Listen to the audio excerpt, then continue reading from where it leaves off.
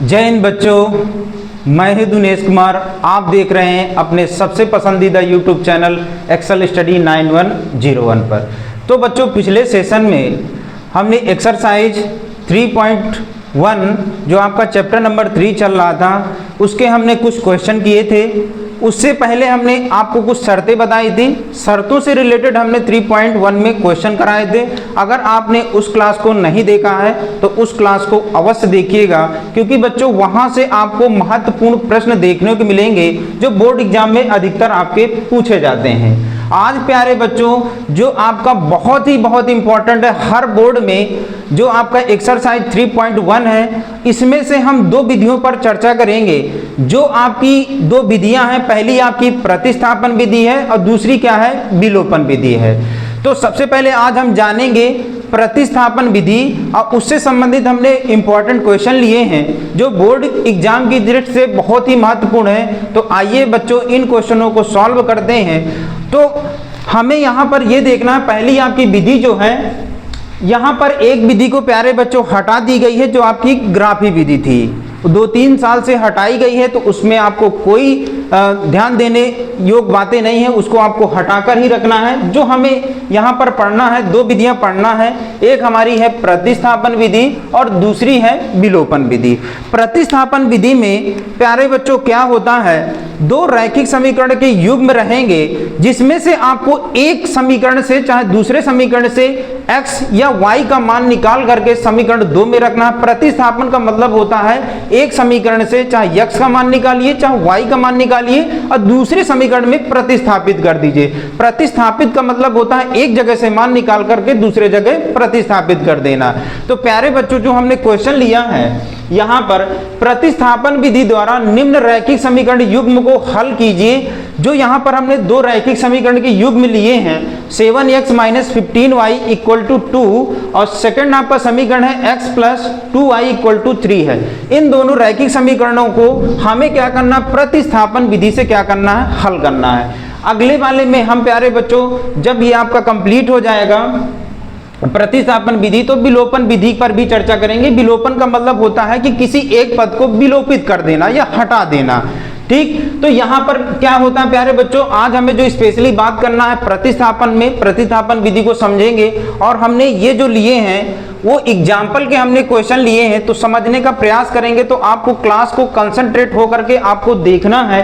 तो पहला जो आपका क्वेश्चन है कि प्रतिस्थापन विधि द्वारा निम्न रैखिक समीकरण युग्म को हल कीजिए। तो पहले क्वेश्चन को हल करेंगे बच्चों।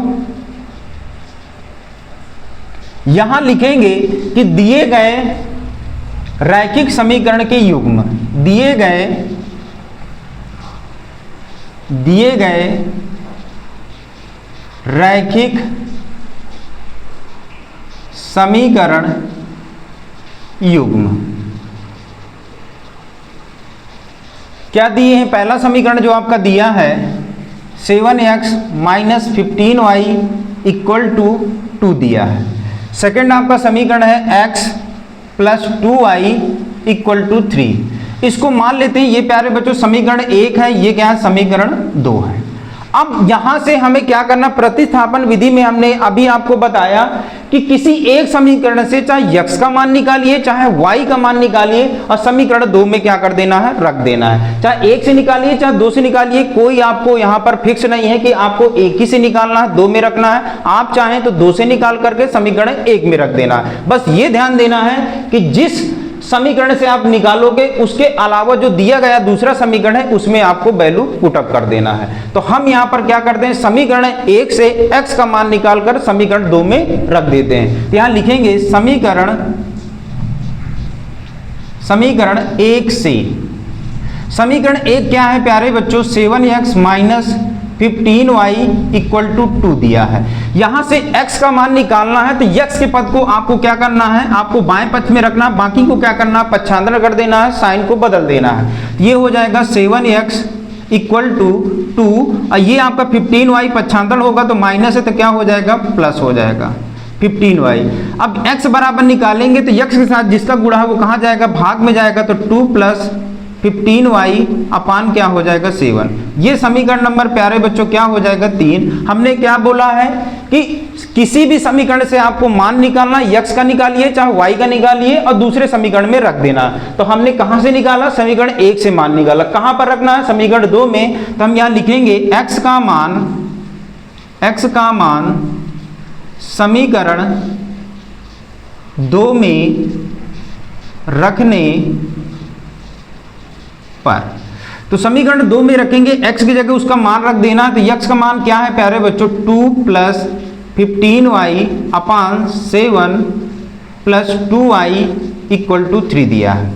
अब इसके अपान में कुछ नहीं तो 1 मान लेना है। 1 और 7 का एलसीएम करेंगे आप तो कितना होगा 7 ही हो जाएगा। अब 7 का इसमें भाग देंगे तो ये आपका कितना होगा 2 प्लस 15y, क्योंकि 1 आएगा, 1 का गुणा कराने पर संख्या में कोई आपका परिवर्तन नहीं होगा, वही संख्या आ जाएगी। फिर आपको क्या दिया है, दूसरे में आपका 2 अपान 1 दिया है। 1 का आपको एलसीएम वाले भाग में आपको डिवाइड करना, तो 1 का 7 में भाग देंगे तो 7 आएगा, 7 का गुणा 2 में कराएंगे तो 7 दूनी 14y हो जाएगा, बराबर कितना हो जाएगा 3। इसके बटे कुछ नहीं है तो आपको 1 मान लेना है। बाकी आपको क्या करना है प्यारे बच्चों, क्रॉस मल्टीप्लाई करना है। 1 का गुणा कराएंगे तो आपका यही हो जाएगा 2 प्लस 15y और 14y कितना हो जाएगा आपका 29y हो जाएगा। इसका आप क्रॉस मल्टीप्लाई कराएंगे तो आपका 7 3 कितना हो जाएगा 21 हो जाएगा। तो 29y इक्वल टू 21 माइनस क्या हो जाएगा 2 हो जाएगा। पक्षांतरण करेंगे तो आपका प्लस है तो इसका साइन बदल जाएगा तो माइनस का हो जाएगा। तो 29y इक्वल टू 21 में 2 माइनस होगा तो क्या हो जाएगा 19 हो जाएगा। अब y का मान निकालना है तो y के साथ जिसका गुणांक है वो कहाँ चला जाएगा प्यारे बच्चों, भाग में चला जाएगा। तो y बराबर जो आपका हो जाएगा 19 बटे क्या हो जाएगा 29 हो जाएगा। अब हमें यहाँ पर y का मान प्राप्त हो गया है। अब y का मान जो हमें प्राप्त हुआ है हम समीकरण नंबर 3 में रख देंगे तो x का मान बहुत ही आसानी तरीके से आ जाएगा। तो हम यहाँ क्या करेंगे, y का मान समीकरण 3 में रखने पर, तो y का मान समीकरण 3 में रखेंगे तो x बराबर 2 प्लस 15 और y का मान आपको क्या प्राप्त हुआ है 19 बटे 29 बटे कितना है, पूरे के बटे आपको प्यारे बच्चों क्या दिया है 7 दिया है। ठीक, अब यहां से क्या करना है, आपको गुणा करा देना है। तो x बराबर इसके अपान में पहले क्या है 1 है, इसका इससे गुणा करा देना है तो ये आपका 2 और 15 नहीं है 135, आपका कितना आ जाएगा 13, 15 का नम 15 और 15 और 13 कितना हो जाएगा प्यारे बच्चों 28 हो जाएगा। तो यहाँ आपका 285 बटे कितना हो जाएगा 29, अब बटे कितना हो जाएगा 7। अब इसके अपान में कुछ नहीं तो 1 मान लेना है, दोनों का एलसीएम करेंगे तो क्या होगा 29 हो जाएगा। 1 का 29 में भाग देंगे तो आपका 29 आएगा। 29 का आपको डबल करना है तो 29 दूनी कितना होता 58, अब प्लस क्या हो जाएगा 285। अब पूरे के बटे में प्यारे बच्चों क्या चल रहा है 7 चल रहा है। अब इनको जोड़ लेना है तो 8 5 13 की आपका 3 हो जाएगा, फिर आपका 8 5 13, 13 एक कितना हो जाएगा 14, फिर आपका कितना बचेगा 1 हो जाएगा, फिर 2 और 1 कितना हो जाएगा 3 हो जाएगा। बटे आपका ये जब बटे के बटे जब संख्या होती है तो संख्या प्यारे बच्चों उलट जाती है, तो ये आपका 7 बटे 1 है तो 1 बटे 7 हो जाएगा। अब इसको क्या करना है काट देना है, देखिए 7 से कट जाएगा क्योंकि 7 का एक क्यूब ही रखा है, तो 7 से काटेंगे तो आपका कितना हो जाएगा 7 चौक 28, ठीक है 6 बचेगा, 7 नहीं कितना हो जाएगा 63। तो बचेगा क्या यहाँ पर सिर्फ आपका 29 बचेगा, यहाँ से हमने काट दिया तो ये आपका 49 बार गया। तो x का मान जो हमें प्राप्त हुआ है वो आपका 49 बटे क्या हो गया है 29 प्राप्त हुआ। अब यहाँ लिखेंगे आता है अभीष्ट मान। अभीष्ट मान किसके हैं प्यारे बच्चों, एक हमें x का मान निकालना था, दूसरा y का मान निकालना था। किस विधि से निकालना था, प्रतिस्थापन विधि से। तो x का मान आपको जो प्राप्त हुआ है वो 19 बटे क्या प्राप्त हुआ है 29, और y का मान x का मान जो आपको प्राप्त हुआ है वो आपको प्राप्त हुआ 49 बटे 29, और y का मान जो आपको प्राप्त हुआ है वो 19 बटे क्या प्राप्त हुआ है 29। यही प्यारे बच्चों आपका क्या हो जाएगा, राइट आंसर होगा। अब यहाँ पर प्यारे बच्चों जो हमारे चल रहा है दो चर वाले रैखिक समीकरण, तो कोई भी विधि हम अप्लाई करेंगे तो यहाँ से हमें x और y का मान ही प्राप्त होगा, बस विधियाँ चेंज होगी। तो प्रतिस्थापन विधि का हमने प्यारे बच्चों पैटर्न बताया कि दिए गए समीकरणों में से एक समीकरण से x या y का मान निकाल करके समीकरण 2 में रख देना है। जब आप 2 में रखोगे तो एक का मान प्राप्त हो जाएगा, चाहे x का मान प्राप्त हो जाए चाहे y का मान प्राप्त हो। तो हमने समीकरण 1 से मान लिया, किसका मान निकाला, x का, समीकरण 2 में रख दिया तो हमें किसका मान प्राप्त हुआ है, y का मान। और जैसे y का मान प्राप्त हो गया तो हमने जब x जहां पर माना था वहां पर रख देना है, तो हमारा क्या हो जाएगा, x का मान हो जाएगा। इस प्रकार से हमारा x और y का मान बहुत ही आसानी तरीके से आ जाएगा। तो प्रतिस्थापन विधि बहुत ही आसानी से समझ में आई होगी कि दिए गए समीकरणों से एक से मान निकालिए, चाहे x का निकालिए चाहे y का निकालिए, समीकरण 2 में रख देना है। तो आइए प्यारे बच्चों इसी से रिलेटेड अगला हमने क्वेश्चन लिया है, जो आपका क्वेश्चन है कि अमिताभ अपनी पुत्री से कहता है कि 7 वर्ष पूर्व मैं तुमसे 7 गुनी आयु का था, अब से 3 वर्ष बाद मैं तुमसे केवल 3 गुनी आयु का रह जाऊंगा, तब अमिताभ तथा पुत्री की वर्तमान आयु हमें ज्ञात करना है। तो प्यारे बच्चों वाई वाले सवालों का, जो आपके आयु वाले सवाल होते हैं, उनमें प्यारे बच्चों जब हमें किसी भी व्यक्ति का वर्तमान का पता हो, अब पूर्व का पूछ ले तो हम क्या करते हैं, माइनस करते हैं, और अगर बाद का पूछ लेता है तो हम उसको क्या करते हैं, प्लस। क्योंकि अगर वर्तमान का पता रहेगा अब पूर्व का पहले का पूछेगा तो हमें क्या कर देना है, माइनस कर देना है, और अगर बाद का पूछता है तो क्या करना है, प्लस कर देना है। तो आइए अगले क्वेश्चन को करते हैं। हम इसको क्या करते हैं, फर्स्ट वाले क्वेश्चन को इरेज कर देते हैं।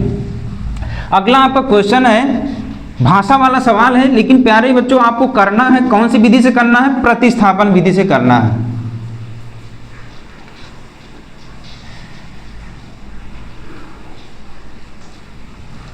क्वेश्चन नंबर 2 हल। ठीक, तो यहां पर प्यारे बच्चों क्या बोला है कि अमिताभ और पुत्री की आयु, वर्तमान आयु ज्ञात करना है। हमने क्या बताया, अगर वर्तमान का पता रहेगा तो हम उसमें पूर्व का पूछेगा तो माइनस कर देना है, और बाद का पूछेगा तो क्या करना है, प्लस करना है। तो क्वेश्चन तो हमने पढ़ लिया है। तो सबसे पहले हम मान लेते हैं जो चीज हमें ज्ञात करना, अमिताभ और उसकी पुत्री की आयु ज्ञात करना है, तो मान लेते हैं, माना कि अमिताभ की वर्तमान आयु x वर्ष है, पुत्री की वर्तमान आयु y वर्ष है। अब प्रश्नानुसार जैसा प्रश्न बोलता है उसी तरह से आपको क्वेश्चन को या समीकरण को सेट कर देना है।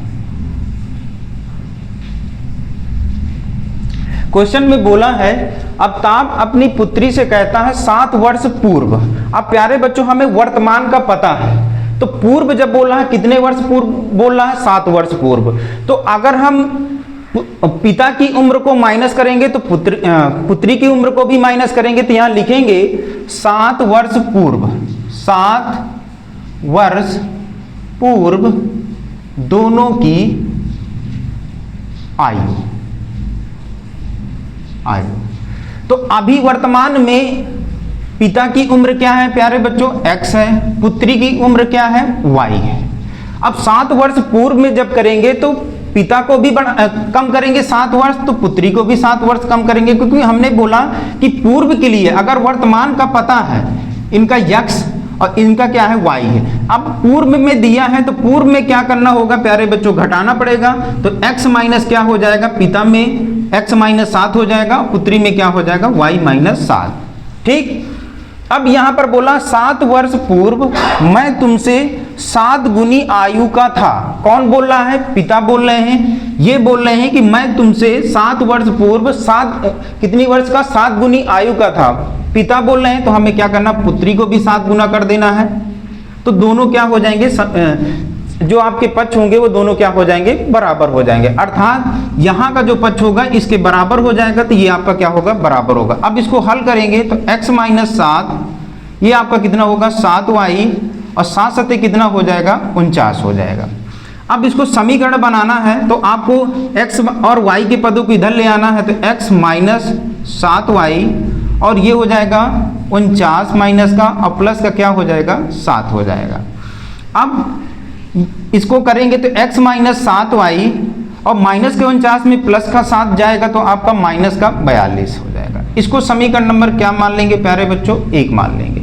अब अगले स्टेटमेंट को पढ़ते हैं कि अब से 3 वर्ष बाद मैं तुमसे केवल 3 गुनी आयु का रह जाऊंगा। अभी क्या बोल रहा, 7 वर्ष पूर्व के लिए बोल रहा है। अब इस अगले वाले में बोल रहा है, अगले स्टेटमेंट में बोल रहा है कि 3 वर्ष बाद, तो 3 वर्ष बाद के लिए हमने क्या बोला है प्यारे बच्चों, अगर वर्तमान का पता है बाद का निकालना है तो हमें क्या करना है, वहां पर जोड़ना पड़ेगा। तो वर्तमान का हमारा क्या है, पिता की उम्र x है और पुत्री की क्या है, y है। तो यहां पर लिखेंगे शर्त सेकंड।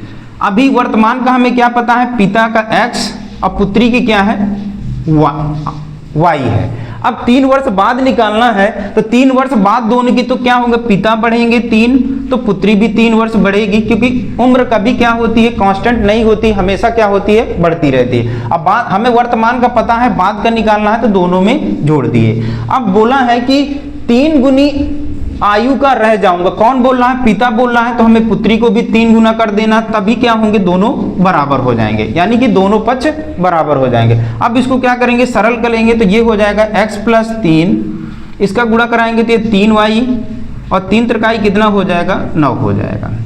अब हमें क्या करना है, चर पदों को एक साइड ले आना है, तो x माइनस 3y और इसको पक्षांतर करेंगे तो प्लस है तो क्या हो जाएगा, माइनस का 3 होगा, तो x minus 3y equal to कितना हो जाएगा, 6। ये समीकरण नंबर क्या हो जाएगा, 2। अब वही आपको करना, समीकरण बन गया, स्टेटमेंट के अकॉर्डिंग आपने क्या कर लिया, समीकरण बना लिया। अब आपको वही करना, प्रतिस्थापन विधि से एक जगह से मान निकालकर दूसरे जगह रख देना है। यहाँ पर जो हमने लिखा है 3 वर्ष बाद दोनों की आयु, ठीक। तो समीकरण 1 से हम मान निकालते हैं,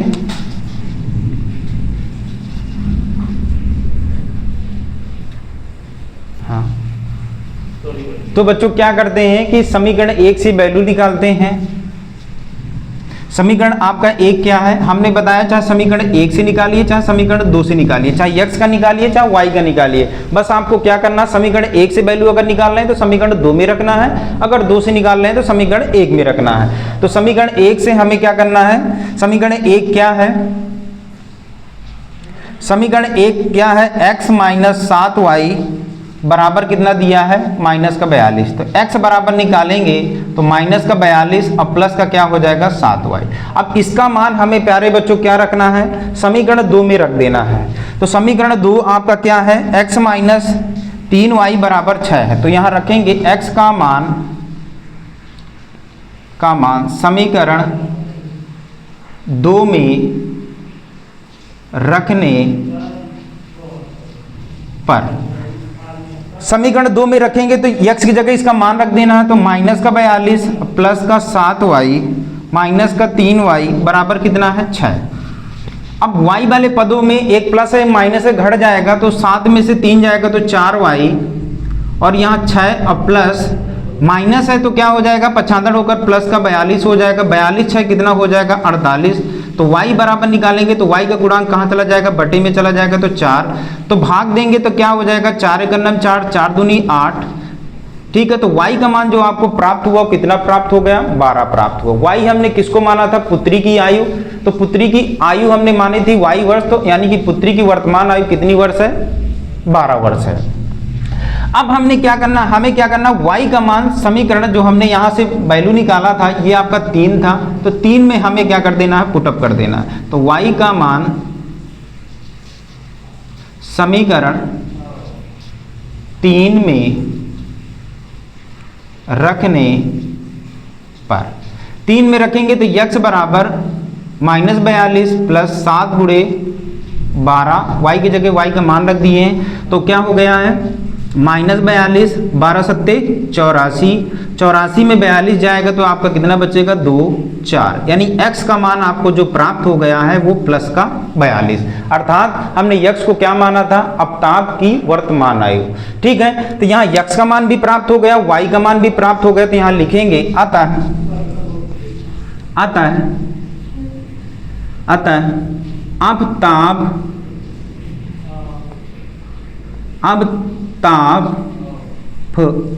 अपताप की वर्तमान आयु 42 वर्ष